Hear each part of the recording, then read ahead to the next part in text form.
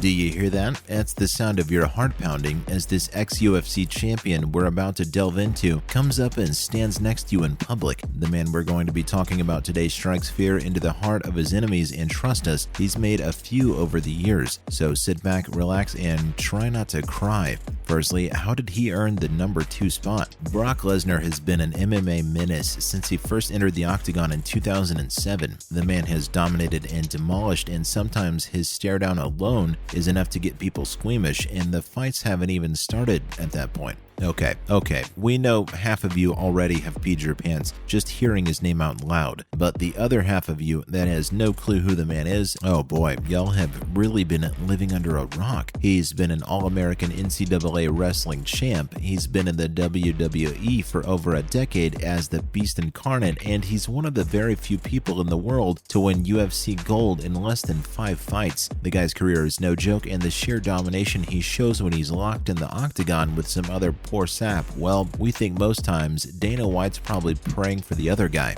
Next up, why was he nicknamed the Beast Incarnate? Alright, so now that you know who he is, you'll probably want to know why people are scared of the man. Well, if we haven't stated it already, we'll say it again. When he was nicknamed the Beast Incarnate, he lived up to his name, displaying proper beast-like tendencies whenever he stepped into any ring. The man was not someone you'd willingly sign up to fight. To put things into perspective, Lesnar's normal weight is 290 pounds, over 10 pounds heavier than the maximum in the heavyweight division itself. What does that mean? It means Lesnar essentially gets lean for every fight and is in peak physical condition, as opposed to his opponents who are more than likely fighting in his division due to being overweight for their normal divisions. Currently, there are only 10 legitimate heavyweights in the UFC, and Lesnar sits atop like a true king, having beaten the likes of Frank Mir and Randy Couture, the latter being his 4th ever MMA fight. He's cemented his legacy as one of the best to enter combat sports in general. Right now, he's suffering from illness, and we all hope he recovers and returns to the Octagon. As it stands right now, though, he probably is the only UFC fighter to have just an 8-fight career and be hailed as a legend. Coming up, what was Lesnar like in the UFC? Lesnar doesn't sport an impressive record when you look at it on paper. With 5 wins and 2 losses and 1 no contest, things aren't looking good for the ex-champ. But you get a closer look and you start to understand why he's held in high regard as he is. He's kicked off his UFC career by beating Min Soo Kim, however. He suffered a loss at the hands of Frank Mir via a knee bar submission the second time he stepped foot into the Octagon. That's about where the losses ended for Lesnar, as he went on to win 4 fights in a row, kicking it off with Heath Herring,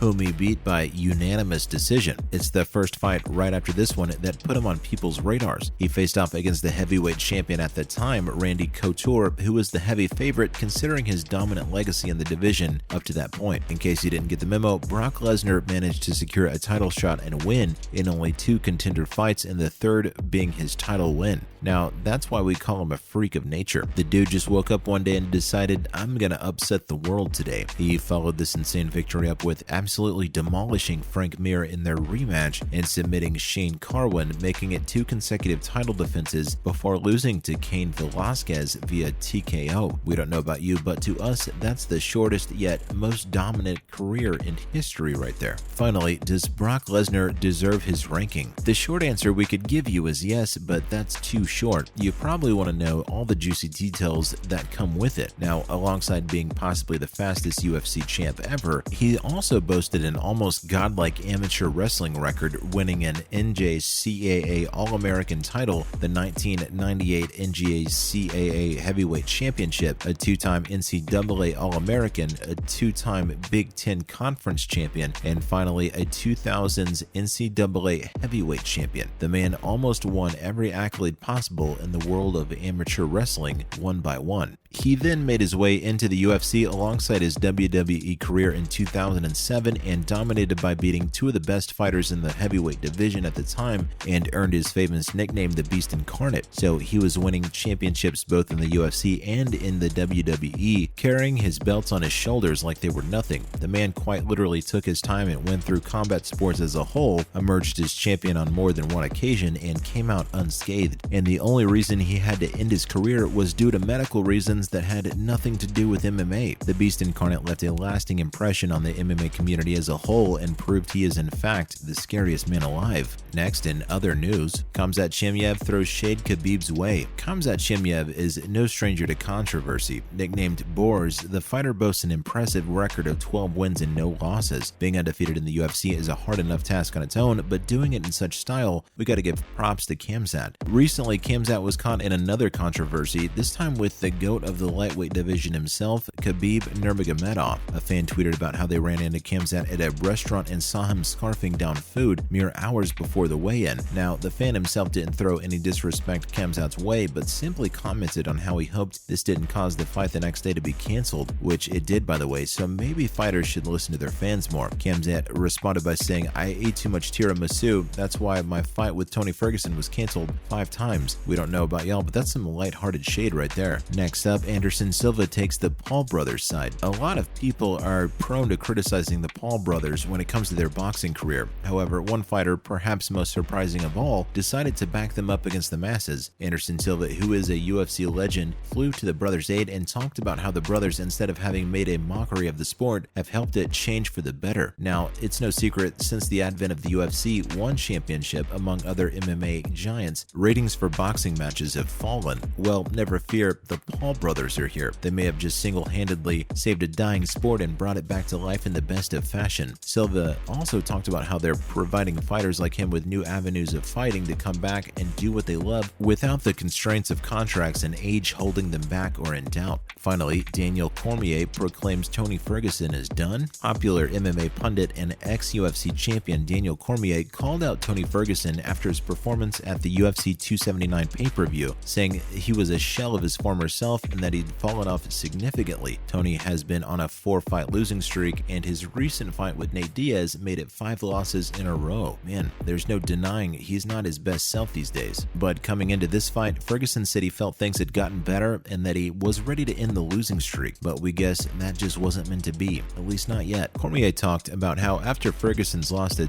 Justin Gaethje, it was like he'd gotten to the edge of a cliff and had just fallen off. Now fans could argue that his losses to Charles Oliveira and Benel Dariush were because they were the best in the world right now, but then that same excuse couldn't be applied to the Diaz fight. Diaz was only his ticket out of the UFC, so he wasn't in any shape or form on the same level as Dariush and Oliveira. Regardless, we're excited to see what Ferguson has in store for us in the near future. That's a wrap for this video. Do you think Brock Lesnar deserves the number 2 spot? Let us know in the comments below. Make sure to give this video a thumbs up and subscribe to our channel for more videos like this. See you in the next one.